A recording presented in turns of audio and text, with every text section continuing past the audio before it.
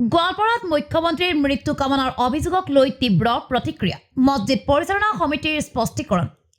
গোৱালপাৰাত মুখ্যমন্ত্ৰীৰ মৃত্যু কামনাৰে মছজিদত দোৱা কৰা হৈছে বুলি বাতৰি প্ৰকাশ পোৱাৰ পিছতেই ডাঙৰ খাই উঠিছে মছজিদ পৰিচালনা সমিতি। গোৱালপাৰাৰ হেদায়তপুৰ চাহ বাগানস্থিত মছজিদত মুখ্যমন্ত্ৰীৰ মৃত্যু কামনাৰে ইছলামিক ধৰ্মীয় অনুষ্ঠান জালালী খতম অনুষ্ঠিত কৰা হৈছে বুলি এক গুৰুত্বপূৰ্ণ অভিযোগ উত্থাপন হৈছিল। বাতৰি অনুসৰি 30 জানুৱাৰী আৰু 7 ফেব্ৰুৱাৰীত উক্ত খতম অনুষ্ঠিত হৈছিল। মানৱ অধিকাৰ সংস্থা লিগেল ৰাইটছ অবজাৰভেটৰীয়ে এই বিষয়টো পোহৰলৈ আনিছিল। বাতৰিত ইমাম হাফিজ আছিকুৰ ৰহমান আৰু হাফিজ ইছমাইল হুছেইনে এই জালালী খতম দোৱা কৰা বুলি উল্লেখ কৰা হৈছে। এই সন্দৰ্ভত মছজিদ পৰিচালনা সমিতিৰ সভাপতি আৰু সম্পাদকৰ প্ৰতিক্ৰিয়া প্ৰকাশ পায়। তেওঁলোকে স্পষ্ট কৰি কয় যে সমাজৰ অমংগল দূৰ কৰা, মানুহক বিপদৰ পৰা মুক্তি দিয়া আৰু সমাজৰ মংগল কামনাৰ বাবেই দোৱা কৰা হৈছিল। কোনো ব্যক্তিৰ বিৰুদ্ধে বা কোনো ধৰণৰ অশুভ কামনাৰে এই অনুষ্ঠান কৰা হোৱা নাছিল বুলি তেওঁলোকে দাবী কৰে। তেওঁলোকৰ মতে কোনো পক্ষই উদ্দেশ্য প্ৰণোদিতভাৱে ঘটনাটো বিপথে পৰিচালিত কৰিছে। প্ৰয়োজন হ'লে প্ৰশাসনে তদন্ত চলাব পাৰে আৰু পৰিচালনা সমিতিয়ে পূৰ্ণ সহযোগ আগবঢ়াব বুলি জাননী দিয়ে। মছজিদ পৰিচালনা সমিতিৰ সম্পাদক ৰফিকুল ইছলাম শইকীয়াই কয় যে ভালকৈ তদন্ত কৰিলে প্ৰকৃত সত্য পোহৰলৈ আহিব।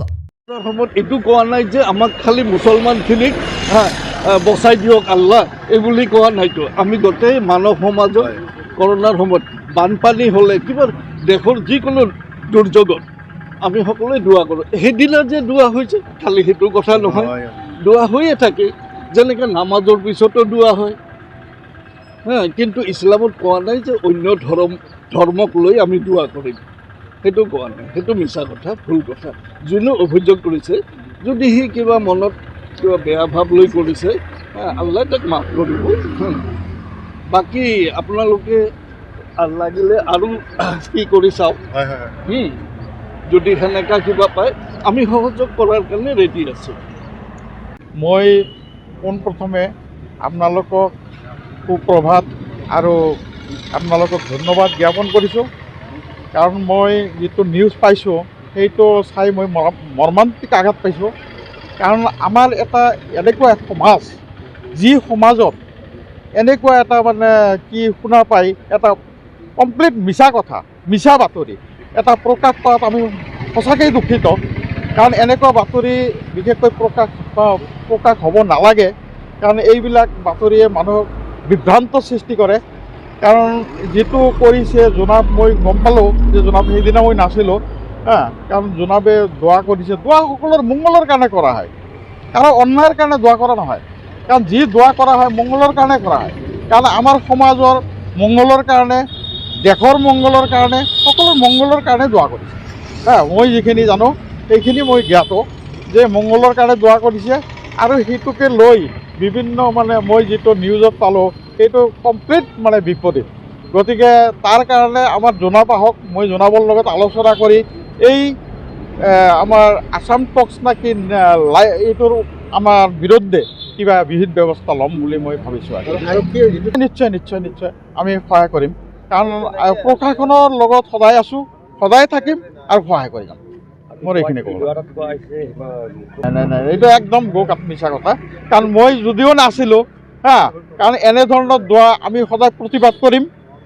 এনেধৰণৰ দোৱা কেতিয়াও কৰিব নোৱাৰে।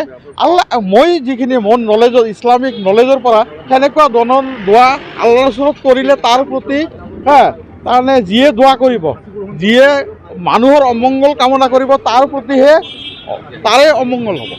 কাৰণ কেতিয়াও আমাৰ আল্লাই কোৱা নাই কাৰো অমংগল চিন্তা কৰা। আল্লাই কৈছে সকলোৰে মংগল চিন্তা কৰিব লাগে, সদায় ভাল চিন্তা কৰিব লাগে, বেয়া কেতিয়াও চিন্তা কৰিব নালাগে। যি কৰিব লাগে ভাল চিন্তা কৰিব লাগে। আল্লাহ সদায় সেইটোহে আমাক নিৰ্দেশ কৰিছে। কিন্তু কাৰো অমংগল চিন্তা কৰি কোনো অমংগল চিন্তা যেতিয়া কৰিব তাৰ নিজৰে অমংগল হ'ব। গতিকে সেইটো কৰিব নালাগে।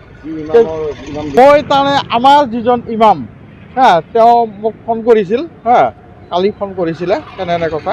মই কৈছিলোঁ নহয় এইটো কি কৰিছে যদি মানে কি কৰি আপুনি যদি কি কৰি এইটো স্পষ্টীকৰণ দিব লাগে। কাৰণ আপোনাৰ বিৰুদ্ধে এনেকুৱা মানে কোনোবা নিউজে এইটো কৰিব সেইটো কিন্তু আমি আৰু সহ্য কৰিব নোৱাৰোঁ। কাৰণ যিহেতু আমি সম্পৰ্ক আমাৰ যিহেতু সমাজখন, সমাজৰ ইমামৰ বিৰুদ্ধে কোনোবা কনস্পিৰেচি কৰিব সেইটো আমি সহ্য কৰিব নোৱাৰোঁ। গতিকে মই আছিকুৰ ৰহমান। গতিকে সেইটো সহ্য কৰিব নোৱাৰোঁ। গতিকে আপুনি আহক। তেওঁ ৰোগী লৈ গুৱাহাটী গৈছে, তেওঁ আহি আছে। মই ইমিডিয়েট আহিব কৈছোঁ। আজি খুব মৰ্ণিং তেওঁ ট্ৰেইনত আহি আছে। আহিলে তেওঁ নিশ্চয় আপোনালোকে লগ পাব, তেওঁৰ পৰাও মানে স্পষ্টীকৰণ ল'ব পাৰিব। গতিকে এইটোৰ আমি বিহিত ব্যৱস্থা কৰিব লাগে। মই ইতিমধ্যে প্ৰেচিডেণ্ট ছাৰক মই কৈছোঁ, আমাৰ ডক্টৰ ফৈজুৰ ৰহমান ছাৰক কৈছোঁ, মই ক'লে নাই ইয়াৰ এগেইনষ্টে কিবা এটা বিহিত ব্যৱস্থা, কাৰণ সমাজৰ বদনাম হোৱা মানে গোটেই মানুহখিনি, আমাৰ সমাজৰ লগত জড়িত যিমান মানুহ আছে সকলোৰে বদনাম হোৱা। কাৰণ আমি CM-ক ইমান শ্ৰদ্ধা কৰোঁ, আমাৰ CM ছাৰক ইমান শ্ৰদ্ধা কৰোঁ। সেই শ্ৰদ্ধা কৰা মানুহটোৰ এতিয়া এগেইনষ্টে কোনোবা নিউজ চেনেল এনেকৈ কোনোবা মৌলবী নাইবা কোনোবা কিবা এটা ক'ব, কৈ মানে তেওঁৰ মানে মিছা কথা কৈ এনেকুৱা মানে কি কৰিব, সেইটো আমি সহ্য কৰিব নোৱাৰোঁ।